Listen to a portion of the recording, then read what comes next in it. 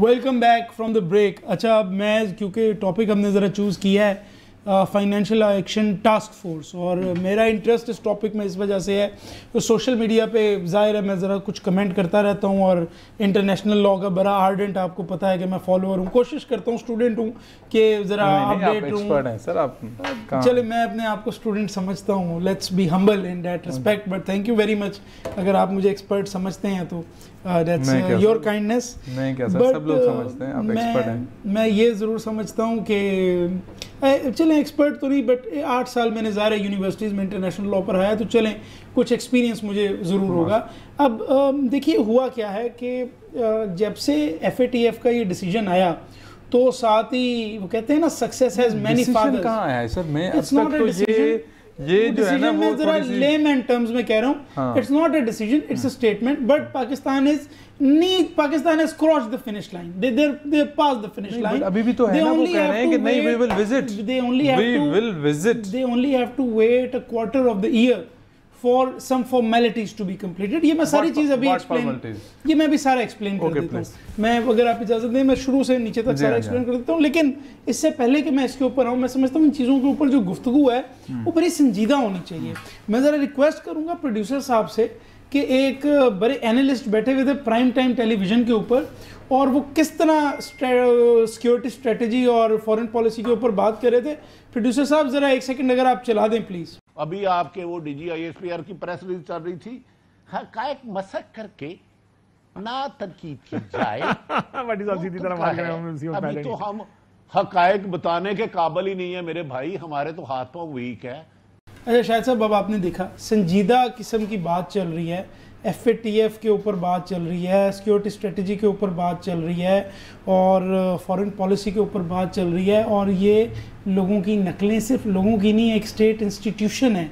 तीनों आपकी armed forces का वो स्पोक्स पर्सन है, is the spokes person of the army, of the navy, of the air force, और उसकी नकलें टीवी पे उतार रहे हैं, और फिर आप मुझे कहेंगे कि हम इनको as a senior serious analyst लें।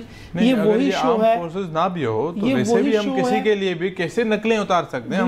हम अपना व्यू देंगे ना कि भाई ये गलत है, ये सही है, ऐसा नहीं, ऐसा होना चाहिए। देखो हमारे व्यूअर्स जो हैं वो हमें सुनना पसंद करते हैं ना, तभी तो हमारी शक्लें, कोई मकसद हमारी शक्लें जैसे तो 50 और बेहतर होंगे। हम अपना व्यू दें, हम अपने पाकिस्तान के लिए हम अपना बताएं कि भाई ये चीज़ गलत है, ये चीज़ सही है।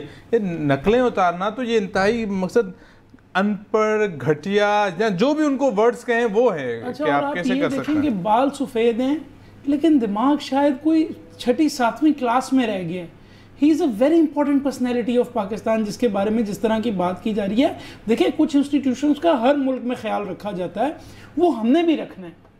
क्रिटिसिज्म सबका राइट है, लेकिन ये वही शो है जिसमें एक दफ़ा जूता भी आ गया था, शायद आपको याद हो।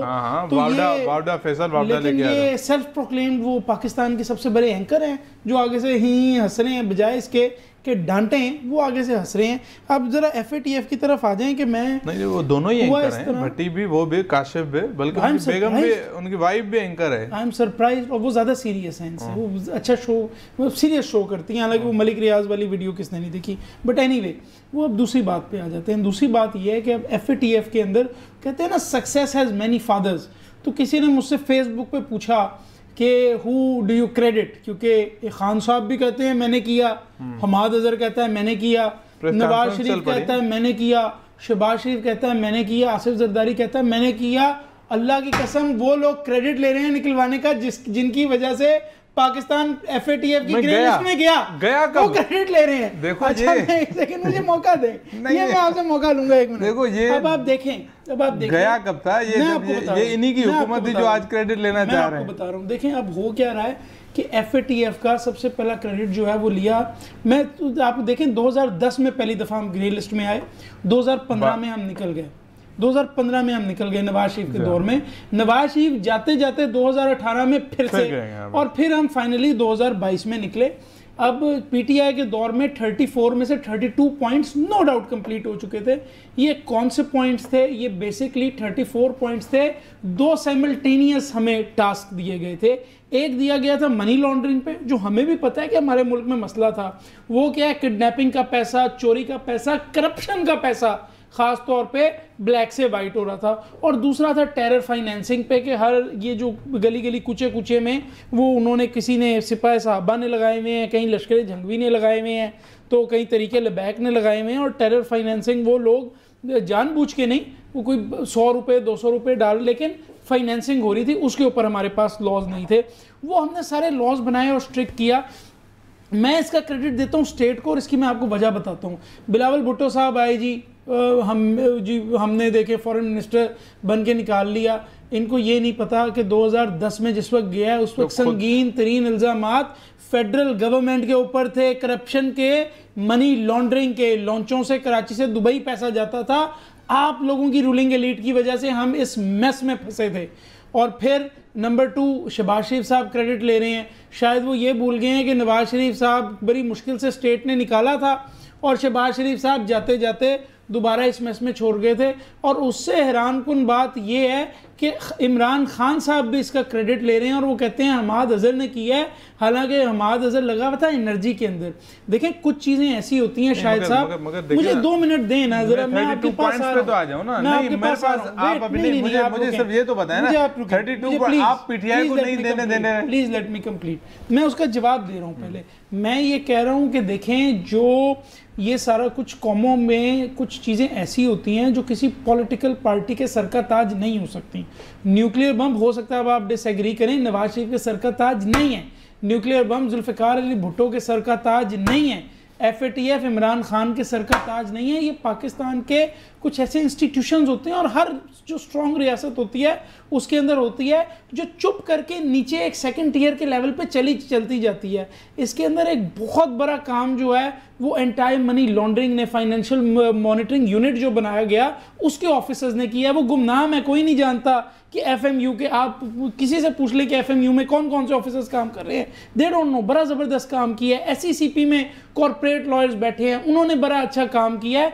GHQ के अंदर एक सेल बना हुआ था, कोई नहीं जानता कौन ब्रिगेडियर था, कौन मेजर जनरल था, उन लोगों ने बड़ा अच्छा काम किया। और फाइनली जिन हमारे डिप्लोमेट्स को खान साहब ने डांट दिया था कि आप अच्छा काम नहीं कर रहे, हमारे डिप्लोमेट्स ने, क्योंकि इसके अंदर लॉबी भी बड़ी स्ट्रांग है, इंडिया बार बार लॉबी कर रहा था। देखिए 39 मेंबर्स और 2 इंटरनेशनल गवर्नमेंटल ऑर्गेनाइजेशंस FATF के फैसले लेती हैं। Lobbying is a big part, और उसके अंदर हमारे फॉरेन ऑफिस को थ्रू एंड थ्रू क्रेडिट जाता है।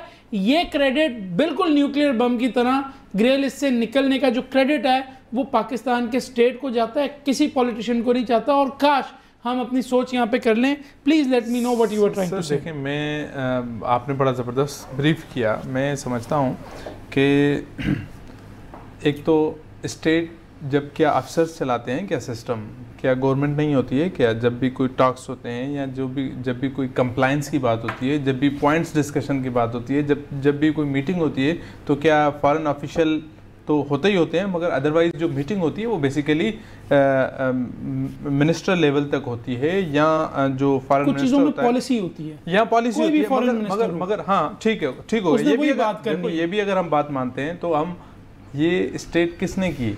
2010 में आपकी वजह से हुई, 2015 में भी आपकी वजह से हुई, 2018 में भी आपकी वजह से हुई।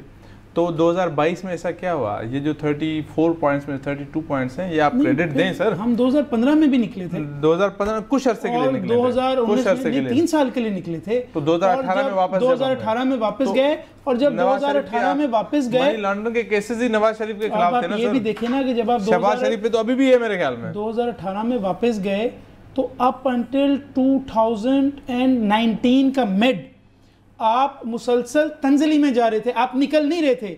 जो एक्शन पॉइंट था उससे आप नीचे जा रहे थे। फिर 2019 के अंदर जनरल हेडक्वार्टर्स के अंदर एक सेल बनाया गया स्पेशल, जिसने सारी कोऑर्डिनेशन एफर्ट्स को लीड किया। बिल्कुल नहीं मानता।